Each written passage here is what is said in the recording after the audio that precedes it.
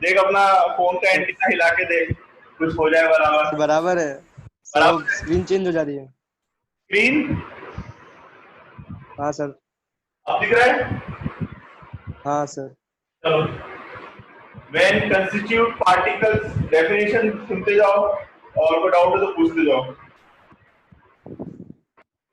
when constitute particles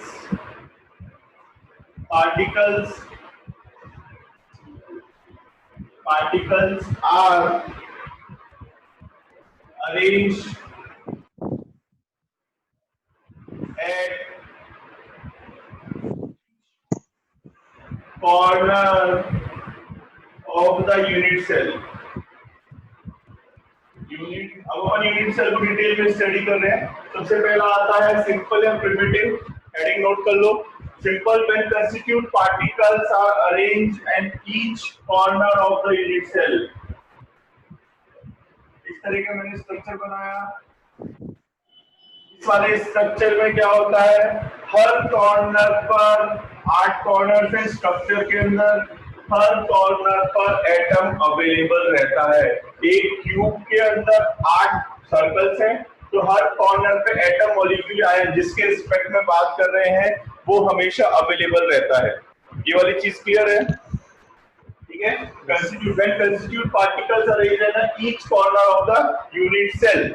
इस तरह का जो होता है उसे प्रिमिटिव, स्पेलिंग देख लेना भैया, प्रिमिटिव यूनिट सेल या सिंपल यूनिट सेल कहते हैं। ये वाली चीज क्लियर है?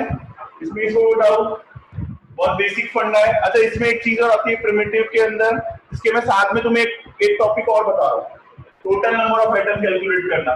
इसके नेक्स्ट टॉपिक के बाद ही हेडिंग देगी टोटल नंबर ऑफ एटम। तो देखो प्रिमिटिव के लिए टोटल नंबर ऑफ एटम कैसे कैलकुलेट करते हैं, ध्यान से रखना। यहाँ पे मैं रब कर रहा हूँ, सिर्फ टोटल नंबर ऑफ एटम कैसे कैलकुलेट करते हैं।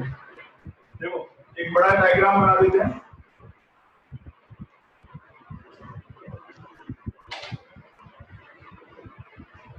ध्यान से देखना, प्रिमिटिव में टोटल नंबर ऑफ एटम कैसे कैलकुलेट करेंगे, ये इंपॉर्टेंट है। इसका डेरिवेशन आएगा आगे जाके इसी चैप्टर में। सर कुछ क्लियर नहीं आ रहा है। मेरा तो स्क्रीन हट जाता है बार बार, ईशान का खुल जा रहा है। सबको क्लियर, बाकी सबको क्लियर दिख रहा है? नितिन, आयुष। सर बार बार कोई है ना अनम्यूट कर दे रहा है। कौन अनम्यूट करेगा भाई, मैं तो किसी को अनम्यूट नहीं कर रहा। एक सेकंड रुक जाओ। नहीं नहीं, यहाँ पे कोई अनम्यूट तो नहीं है, बराबर चालू है बेटा। साइंस तो बोलते हैं ना उनका स्क्रीन देखो सर अभी आ गया वापस। जो बोलते हैं उनका स्क्रीन आ जाता है, इसलिए फिर स्क्रीन नहीं दिखता। नहीं नहीं नहीं नहीं नहीं, सिर्फ मैं सबको म्यूट कर देता हूँ। एक काम कर देता हूँ, या कोई बोलो मत, सब अपना फोन अपना म्यूट रखो, जिसको डाउट है पूछते जाओ। सब म्यूट रखो अपना अपना, वरना मैं किसी को पर्टिकुलर म्यूट करूंगा तो वो बोल नहीं पाएगा। देखो मुझे बनाने दो यार।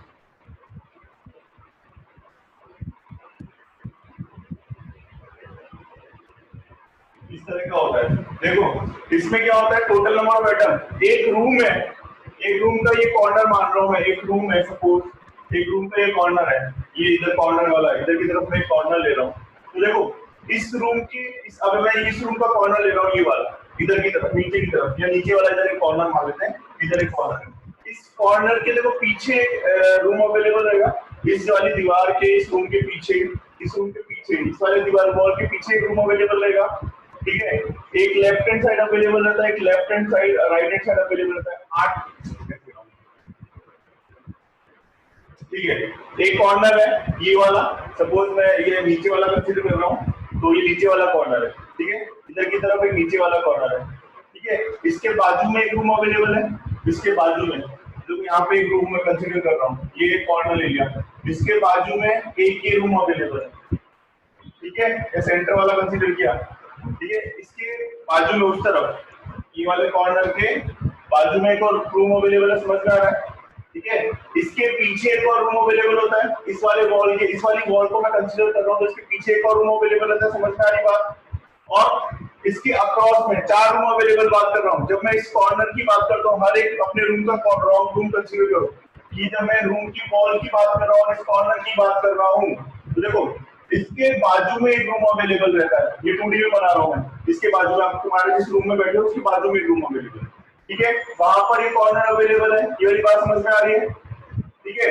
ये इस रूम के एक पीछे की तरफ एक रूम होगा, वहां पे भी कॉर्नर अवेलेबल रहेगा, दूसरी लोकेशन पे आ जाएगा लेकिन अवेलेबल रहेगा, इसके पीछे एक रूम बना रहा हूँ, इस वाले रूम के पीछे की तरफ, ठीक है। और एक कॉर्नर किस तरफ अवेलेबल रहेगा, इसके अक्रॉस में, 4 रूम कंसीडर अच्छे से करना, एक इस वाले रूम में अवेलेबल है विच इज दिस फर्स्ट, एक इसके पीछे वाले रूम में कॉर्नर अवेलेबल है विच इज दिस सेकंड, एक इसके बाजू वाले रूम में अवेलेबल है विच इज द थर्ड, और उस बाजू वाले के उसके बाजू में, मतलब इस वाले रूम के अक्रॉस में, इस वाले रूम के जस्ट पैरेलल एक और रूम होगा विच इज फोर्थ। इस तरीके से 4 रूम अवेलेबल है, ये वाली बात समझ में आई सबको, 4 रूम, ये वाली बात समझ में आना बहुत जरूरी है। ये वाला कॉर्नर जो है वो 4 रूम में अवेलेबल है, देखो एक इस वाले में, एक पीछे वाले में, एक इस वाले में, एक इस वाले में, 4 रूम में ये वाला कॉर्नर अवेलेबल है, 4 रूम, एक इस वाले में, एक पीछे वाले में, एक ये वाले में और एक ये वाले में, यानी कि ये वाला किनारा जो कॉर्नर जो रहेगा वो 4 जगह अवेलेबल रहेगा, समझ में आ गई। अच्छा देखो ये ऊपर मैं नंबर डाल रहा हूँ 1 2 3 4, ये ध्यान से समझना, ये टोटल नंबर को एटम कैलकुलेट करना है तो गड़बड़ हो जाएगी। फिर सिमिलरली ये वाला कॉर्नर क्या है, नीचे की तरफ, अब मेरे नीचे इस रूम के नीचे देखो 4 फ्लोर हो रहे हैं, इस पर मैं डाल रहा हूँ 5 6 7 और 8, इसके जस्ट नीचे इन चारों रूमों के नीचे 4 रूम और बने हुए हैं, ये वाला रूम देखो, ये वाला पॉइंट जो है वापस अवेलेबल है, लेकिन इस बार क्या हुआ है ऊपर की तरफ आ गया, मैं नीचे चला गया तो ऊपर की तरफ आ गया, समझ में आ गया ना, मेरे लिए नीचे है और ऊपर वालों के लिए क्या है ऊपर है। तो टोटल एक कॉर्नर जो कितने रूम में अवेलेबल है 1/8 में अवेलेबल है, देखो टोटल कितनी जगह अवेलेबल है 1/8 में, ये वाला कॉर्नर देखो फर्स्ट अपने रूम में, इसके बाजू वाले रूम में, ठीक है, इसके पीछे वाले रूम में और एक इस वाले रूम में, 4 जगह ये कॉर्नर अवेलेबल है, और इन 4 रूमों के नीचे जो 4 रूम है उन चारों जगह अवेलेबल है। ये वाली बात समझ में आई सबको, इसमें कोई डाउट, टोटल एक कॉर्नर का कंट्रीब्यूशन कितना हो गया 1/8, क्यों 1 2 3 4 5 6 7 8, 1 2 3 4 5 6 7 8, इस तरीके से हर एक का कंट्रीब्यूशन कितना हो गया 8 हो गया, ये वाली बात समझ में आ गई 1/8, ठीक है। और एक यूनिट सेल में कितने एटम अवेलेबल होते हैं, total number of atom calculate करने का फॉर्मूला होता है contribution multiply by total number of atoms available in the unit cell, तो 1/8 एक कॉर्नर का कंट्रीब्यूशन, देखो एक कॉर्नर ये वाला, एक कॉर्नर मैं इसको यहाँ इमेजिन कर रहा हूँ, कितने में 1 2 3 4 फिर 5 6 7 8, टोटल 8 जगह अवेलेबल है, देखो इसको क्लासरूम में समझाना ज्यादा कन्वीनियंट रहता है, लेकिन समझने की कोशिश करो कि मैं इस कॉर्नर को, ये वाले कॉर्नर को यहाँ कंसीडर कर रहा हूँ, इसके पीछे एक रूम अवेलेबल है, ठीक है, इसके बाजू में एक रूम अवेलेबल है, उसके अक्रॉस में रूम अवेलेबल है, 4 रूम अवेलेबल है, और यही पॉइंट जस्ट उन 4 रूम के नीचे 4 रूम और बने हुए, ये समझ लो तुम्हारा नेक्स्ट फ्लोर है, ग्राउंड फ्लोर, तो उसमें भी रूम अवेलेबल है, तो टोटल इस वाले मैं इधर से छेद करूंगा ना, इधर से तोड़ दूंगा, ये हटा दूंगा, तो देखो 8 जगह एक साथ कंट्रीब्यूशन दिख जाएगा, इसमें से इसमें आवाज दे सकते हैं, इसमें से इसमें दे सकते हैं, इसमें दे सकते हैं, इसमें दे सकते हैं, इन चारों में दे सकते हैं, तो टोटल एक का कंट्रीब्यूशन कितना हो गया 1/8 हो गया एक एटम का, जो इसमें एक एटम अवेलेबल है उसका कंट्रीब्यूशन कितना हो गया 1/8। कुछ समझ में नहीं आ रहा, आवाज का प्रॉब्लम है या फिर समझ ही नहीं आ रहा है, बताओ जल्दी से। सर लैग बहुत हो रहा है। हाँ सर आप दूसरे रूम में पहुंच जाते हो, फिर वॉइस इस रूम में रह जाती है। वॉइस इस रूम में कहाँ पहुंच जाता हूँ, मैं तो इसी रूम में हूँ। मतलब सर एक्सप्लेन में, मतलब आप 3 पे चले जाते हो फिर 2 पे, ऐसे समझ कंफ्यूज हो। किसी को नहीं आ रहा क्या भाई, मुझे बताओ कि भाई ये समझ नहीं आया, दोबारा समझाना है, क्या करना है, बोलो फटाफट। सर आपकी आवाज आगे निकल जाती है और एक्शन पीछे रह वही, जाता है, ये कहना चाह रही था। चिपक अच्छा, रहता है थोड़ा आवाज आगे वीडियो, निकल जाती है और एक्शन पीछे रह जाता है, अरे हाँ। यार हाँ सर यही हो रहा है। लैग हो रहा है। समस्या क्या करें, सबके साथ यही हो रहा है क्या? Yes sir. आया तो है थोड़ा, ओके, नहीं समझ आ रहा, ओके, अरे यार सर रिकॉर्ड करके ग्रुप पे भेज दो। रिकॉर्ड करके अरे हो रही है रिकॉर्ड तो। प्रॉब्लम क्या हो रही है नहीं समझ आ रहा, मेजोरिटी मना कर दिए। तो फिर एक काम करते हैं, इसका क्या करते हैं? अच्छा एक चलो तुम कॉन्वर्सेशन करते रहते हैं, तुम लोग सब अपना ऑडियो साउंड चालू कर सकते हो, कोई प्रॉब्लम नहीं है, ठीक है। जिसको अच्छा मुझे एक और बताओ, अब कॉन्वर्सेशन कंटिन्यू रखना है तो इसमें कॉन्वर्सेशन सबको रखना पड़ेगा, जिसको नहीं आ रहा उसको बोलना पड़ेगा कि सर मुझे नहीं आ रहा, ठीक है। मैं पूरा एक्सप्लेन दोबारा कर रहा हूँ, कोई बात नहीं, आराम से करेंगे, कोई दिक्कत नहीं। देखो ये वाली बात समझ में आई कि एक एटम जो अवेलेबल है, मैं क्या कर रहा हूँ, इस रूम के कॉर्नर को कंसीडर कर रहा हूँ, यहाँ पे ये दिख रहा है सबको, ये यूनिट सेल को मैंने यहाँ पे उठा के रख दिया, दिखा, ठीक है। यस इस वाले कॉर्नर की, अब देखो अब मैं इस पूरे को रूम कंसीडर कर रहा हूँ, देखो इस रूम के पीछे एक और रूम अवेलेबल है, इस रूम के पीछे एक और रूम अवेलेबल है, इस रूम के पीछे ये वाला कॉर्नर अब यहाँ पे आ गया, इस रूम के पीछे एक रूम अवेलेबल है, देखो इसमें कॉर्नर अवेलेबल है। अगर मैं यहाँ पे कॉर्नर ले रहा हूँ, ये वाला कॉर्नर, तो इसके पीछे एक रूम अवेलेबल रहेगा, पीछे की तरफ उसमें कॉर्नर देखो अवेलेबल, ठीक है। अब सिमिलरली इन दोनों रूमों के बाजू में भाई ये वाला कॉर्नर अगर मैं जब किसी भी साइड ले सकता हूँ, मैंने इधर देखा तो ये रहेगा, देखो ये वाला रूम रहा और इसके पीछे वाला ये वाला रूम रहा और इसके पीछे वाला ये एक और रूम, एक और यूनिट सेल जिसमें ये रूम ये कॉर्नर अवेलेबल, ठीक है। अब मैंने ये वाला ले लेना, दो बाजू वाले ले, देखो दो बाजू वाले देखना, एक ये वाला और एक ये वाला, उनके दोनों तरफ ये वाला कॉर्नर जो लिया है, अब देखो मैं इसके ऊपर एक और बना दूंगा ये इसके बाजू में, तो यहाँ पे भी तो एक कॉर्नर अवेलेबल रहेगा। ये वाली बात समझ में आ रही है, ये वाला इधर की तरफ चला जाएगा, ठीक है। सिमिलरली थर्ड और फोर्थ, चार रूम समझ में आने चाहिए, बस चार रूम समझ में आएंगे प्रॉब्लम सॉल्व हो जाएगी। एक इसके पीछे जो है वो दो समझ में आ गए सबको, दो सबको समझ में आ गए बेटा? Yes sir. हाँ सर। ठीक है। एक इसके दो बाजू में दो रूम अवेलेबल है, इसके बाजू में दो रूम और अवेलेबल है, वहां पर एक और रूम कॉर्नर अवेलेबल रहेगा। टोटल चार जगह ये तुम्हें कॉर्नर अज्यूम करना है, एक इस वाले रूम में, ठीक है, एक इस वाले रूम में, अपने रूम में अज्यूम करो कि इस रूम के पीछे की तरफ ये रूम अवेलेबल है, कॉर्नर यहाँ पे कॉर्नर है, ठीक है। उसके बाजू में दो रूम अवेलेबल है, दोनों जगह कॉर्नर रहेगा, लेकिन उनकी पोजीशन अलग हो जाएगी, लेकिन मैं छेद करूंगा तो ये चारों रूम में दिखाई देगा मुझे, ये आवाज जो रहेगी वो चारों रूम में कनेक्शन हो सकता है, ठीक है। वायरिंग के लिए बेस्ट ऑप्शन ये मेरे पास है, बीच में से एटम हटा दो। अब ये वाला रूम, ये ऊपर वाला फ्लोर हो गया, इन चार रूम के नीचे जस्ट चार रूम अवेलेबल है, उन चारों में भी ये कॉर्नर अवेलेबल है, बस फर्क क्या होगा कि मेरे लिए नीचे और इनके लिए क्या रहेगा, ये ऊपर की तरफ आ गया। तो टोटल एक एटम का कंट्रीब्यूशन कितना हो गया, हर एक एटम का कंट्रीब्यूशन कितना हो गया, 1/8। ये वाली बात समझ में आ गई सबको, 1/8 कैसे हुआ, ठीक है। बुक में बहुत क्लियर डायग्राम दे रखे हैं, एक सेकंड बुक के डायग्राम देख लेते हैं कैसे रखा होगा। नहीं ये वाली चीज कहीं पे भी एक्सप्लेन नहीं करी ढंग से, तुम्हें यहीं से समझना पड़ेगा कि हर एक एटम का क्या 8 कंट्रीब्यूशन है, ये पीछे की तरफ आएगा। Total number of atom calculate कर रहे हैं कि कंट्रीब्यूशन ऑफ एटम 1/8 और इसका एटम का कंट्रीब्यूशन। अब देखो ये कॉर्नर की बात होगी, ऐसे हर एक यूनिट सेल में टोटल 8 कॉर्नर अवेलेबल होते हैं, तो 8 × 1/8 ये पूरा स्ट्रक्चर पूरा बढ़ता जा रहा है, सब डायरेक्शन में बढ़ रहा है, 3D में आगे पीछे ऊपर नीचे सब तरफ बढ़ेगा, इसलिए 1/8 समझ में आया, एक एटम का कंट्रीब्यूशन। और एक यूनिट सेल में total 8 number of atom available रहते हैं, इसलिए 8 1/8 × 8 आ गया। इस तरीके से प्रिमिटिव में total number of atom calculate करते हैं। अब समझ में आया टोटल नंबर ऑफ एटम, इसमें टोटल नंबर ऑफ एटम 8 से 8 cancel, total number of atom 1 atom. जब भी मैं सिंपल स्ट्रक्चर की बात करूंगा तो टोटल नंबर ऑफ एटम, इसका फॉर्मूला मैं लिख देता हूं तुम लोगों के लिए,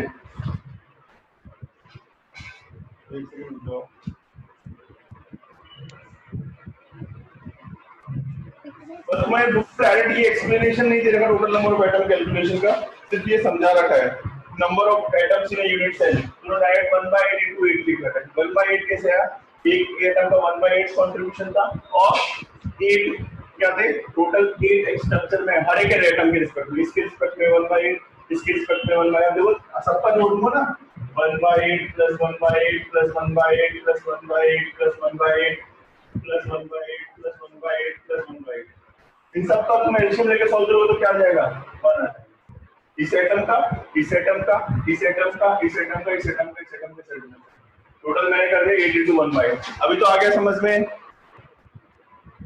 किसी को डाउट है तो बोल दो बेटा, तुम 14 बच्चों में किसी को डाउट है, ये इंपॉर्टेंट है बात समझ में कि total 1/8 into total number of atom calculate करने का फॉर्मूला डायरेक्ट लिख रखा है प्रिमिटिव के अंदर।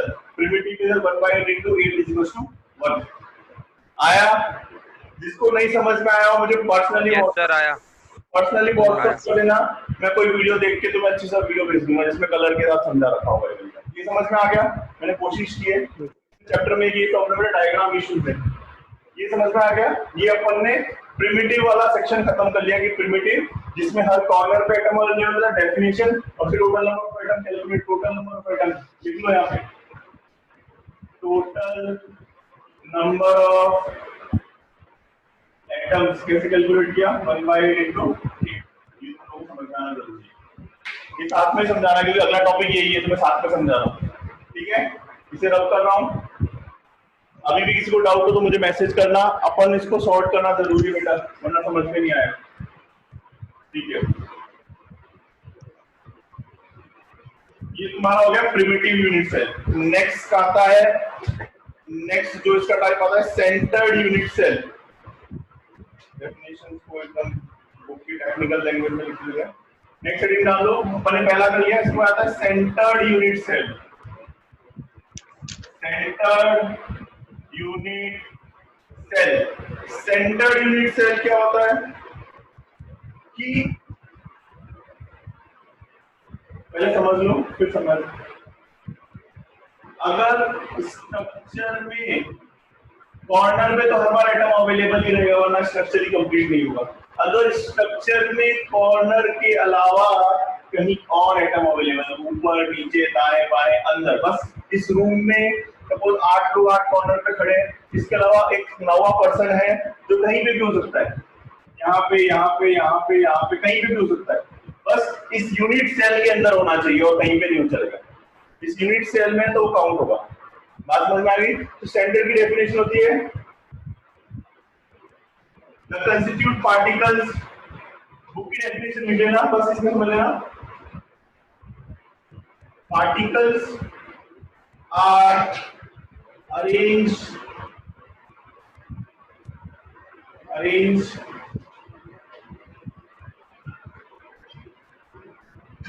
apart from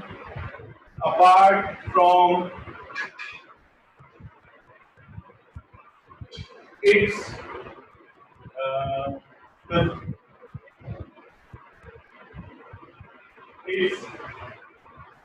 corner. The book definition the constituent particle in the unit cell are also present at the other sides in additional of the corners. Particles are arranged apart from its corner in the structure. In the structure, मैंने क्या बोला, definition क्या बोल रही है कि corner के अलावा स्ट्रक्चर में कहीं भी कोई भी एटम अवेलेबल है, कॉर्नर पे हमेशा रहेगा वरना यूनिट सेल कंप्लीट ही नहीं होगा। कॉर्नर के अलावा स्ट्रक्चर में कहीं भी एटम अवेलेबल है तो वो सेंटर्ड यूनिट सेल है। कॉर्नर के अलावा स्ट्रक्चर में कहीं भी कोई भी एटम अवेलेबल है तो वो यूनिट सेल है। कॉर्नर के अलावा स्ट्रक्चर में कहीं भी हो सकता है, एक भी हो सकते हैं, दो भी हो सकते हैं, तीन भी हो सकते हैं, कितने भी हो सकते हैं, लेकिन कॉर्नर के अलावा particles are arranged apart from its corner in the structure. ठीक है, कॉर्नर के अलावा बुक की डेफिनेशन लिख लेना सब जने, बुक में यूक्यू दे रखा है। ठीक है, कॉर्नर के अलावा स्ट्रक्चर में कहीं भी एटम अवेलेबल है तो उसे सेंटर्ड यूनिट सेल बोलेंगे। ये एटम कहीं भी हो सकता है, बीच में, अंदर, बाहर, इसके सब टाइप्स आएंगे। ठीक है, इसे नोट कर लो। बुक की डेफिनेशन लिखना सब अपनी बुक से, बट डेफिनेशन मैंने तुम्हें इजी लैंग्वेज में ओन वर्ड्स में लिखी है। एग्जाम में तुम्हें बुक की डेफिनेशन लिखनी पड़ेगी, एनसीईआरटी में सबने दे रखी है, ये तुम्हें समझने में कन्वीनियंट रहेगी। ठीक है,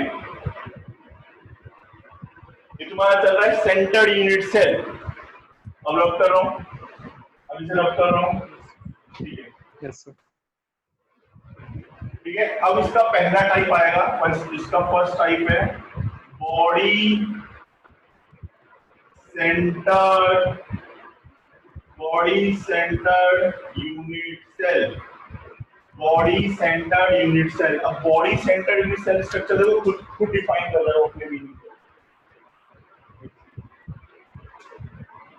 वो अपने मीनिंग को खुद डिफाइन कर रहा है कि देखो हर बार स्ट्रक्चर में एटम तो अवेलेबल रहेगा, हर बार स्ट्रक्चर में एटम अवेलेबल रहेगा। और अब body centre unit cell, the atoms are available in the centre of the body, the atom is available, एक single atom available, the atom या द पार्टिकल्स, अब इसमें पार्टिकल को रिप्लेस होता है, द पार्टिकल्स आर अवेलेबल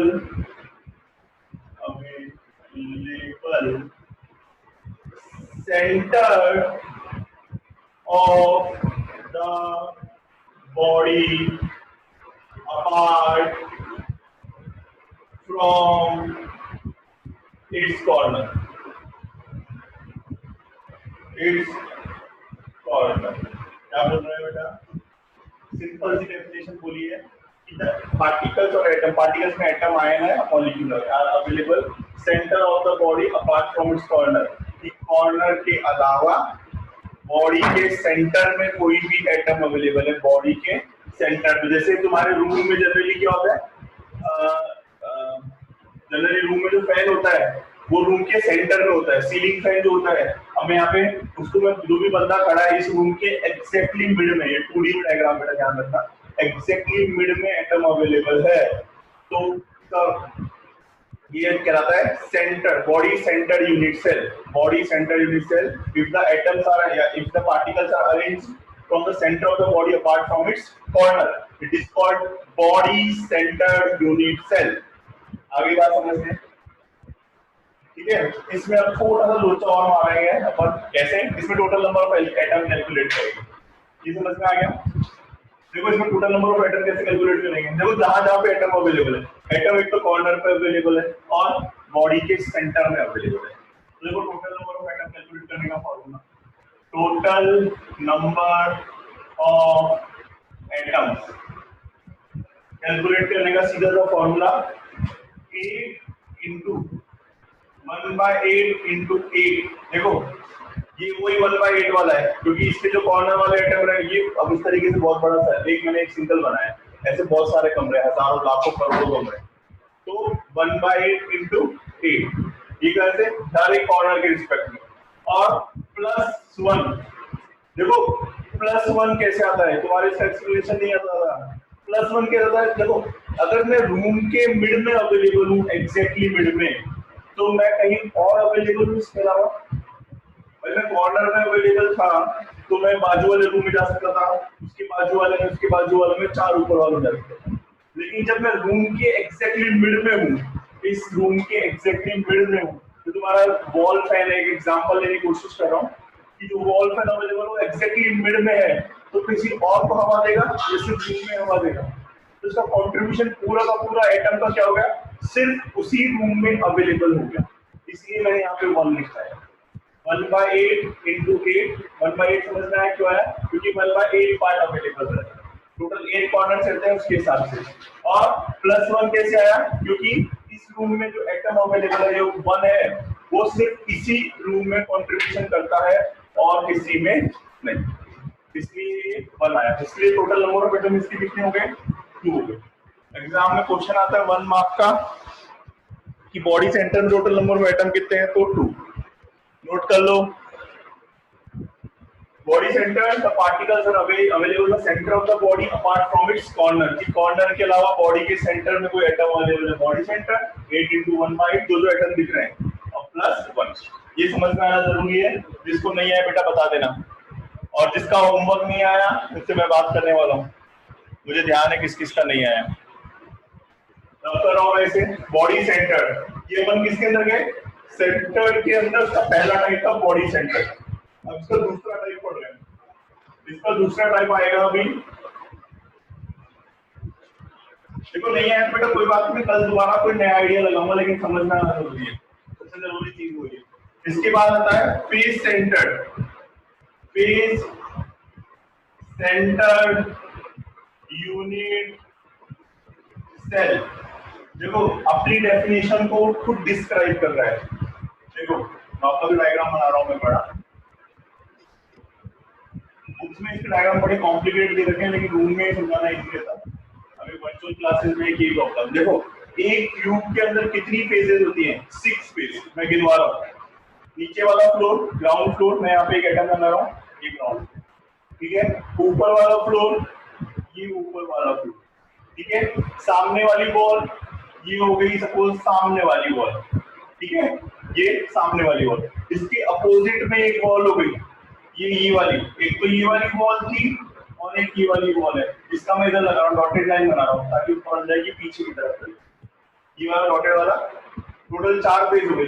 एक इधर वाली फेज, एक इधर वाली फेज और एक इधर वाली फेज, टोटल 6 फेज, 6 एटम। और इसके अलावा कॉर्नर पे एटम, ये कॉर्नर पे एटम। तो डेफिनेशन देखो, if particles are arranged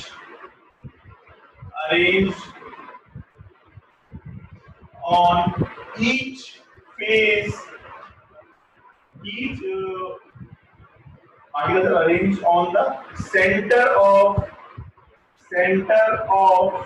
each phase apart from its corner,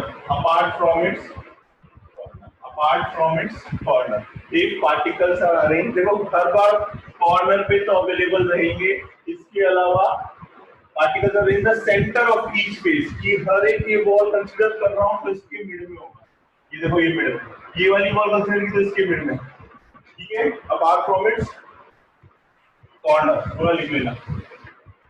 is called phase centered unit cell, is called phase centered unit cell, is called phase centered unit cell। कि अगर atom corner के अलावा हर एक phase के mid में, total 6 phase होती है, 6 phase 1 2 3 4 5 6, ठीक है, 1 2 3 4 5 6, ठीक है, टोटल 6 फेजेस अवेलेबल रहती है। तो इस तरह का जो यूनिट सेल होता है उसे बोलते हैं face centred unit cell. Atom जो है कॉर्नर के अलावा हर एक फेज के मिड में अवेलेबल है। उम्मीद करता हूँ आगे बात समझ में, ठीक है। यस सर, आ गई। तो इसके अलावा कोई ऑप्शन नहीं है, ठीक है। अब देखो इसके total number of atom calculate करना, टोटल नंबर ऑफ एटम देखो कैसे करने वाला हूँ, वही 8 × 1/8। 8 × 1/8 क्यों आया? क्योंकि हर एक कॉर्नर पे एटम अवेलेबल है, टोटल 8 कॉर्नर्स है। ये तुम लोगों को कोई रिपीटेड टेलीकास्ट है। अब टोटल कितनी फेज होती है? 6 फेज होती है। टोटल कितनी फेज होती है? 6 फेज। मैंने काउंट करवा दी 2 बार और इसकी गिनती खराब से होती है। अच्छा मैं बोलूं, ये वाली बॉल जो सामने ऊपर दिख रही है, ये वाली बॉल से एक बॉल कितने रूम में हो सकती है? 2 रूम में, एक इसके इधर वाले में और एक इसके पीछे वाले। अब इधर वाली कोई बॉल कंसीडर कर रहे हैं, अब ये वाली बॉल है, या तो इस रूम में अवेलेबल रहेगी या इसके बाजू वाले में। कोई सी भी बॉल ले लो, लाइफ में बॉल सिर्फ 2 ही जगह अवेलेबल रहती है। अब तुम ये ग्राउंड फ्लोर पे लोगे तो नीचे वाले फ्लोर पे अवेलेबल है और इन दोनों के बीच में एक ही दीवार है, तो दीवार सिर्फ 2 भागों में बांटती है, इसके अलावा कुछ नहीं करती। तो देखो टोटल 6 ऐसे 1 1 2 3 4 5 6 टोटल 6 फेज अवेलेबल है। और हर एक का कंट्रीब्यूशन कितना है? हाफ जो मैंने बॉल ली है, एक इस तरफ, ये वाली बॉल ले रहा हूँ, ये वाली एक इस तरफ और एक इस तरफ। टोटल कितनी फेज अवेलेबल है? 6। ऊपर वाले के साथ नीचे, एक इस वाले, ये वाली देखो, ये वाली नीचे वाले के साथ रहेगी, ये वाली इसके बाजू वाले के साथ रहेगी, ये वाली ऊपर वाले के साथ रहेगी, ये वाली इसके बाजू वाले के साथ रहेगी, ये वाली इसके पीछे वाले के साथ रहेगी, ये वाली इसके आगे वाले के साथ रहेगी। टोटल 6 फेज गिनवा दिए 6। और इनका कंट्रीब्यूशन कितना हो गया? हाफ इस साइड, हाफ इस साइड।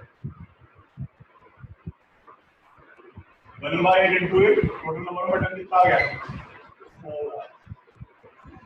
अच्छे से नोट कर लो, फेज सेंटर, बॉडी सेंटर, इसका कैलकुलेशन समझ में आना जरूरी है। ये बहुत जल्दी काम आएगा, डेरिवेशंस में काम आने वाला है, ठीक है।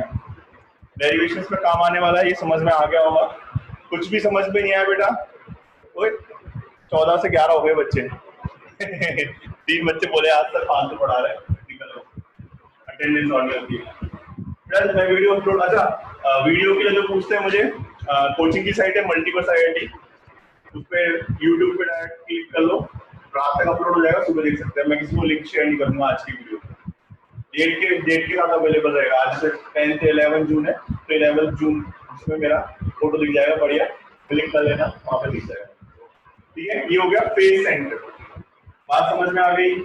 अपन ने पढ़ लिया प्रिमिटिव। प्रिमिटिव वापस रिवाइज करवा देता हूँ, तो लेक्चर और एंड होने वाला है ऑटोमेटिकली।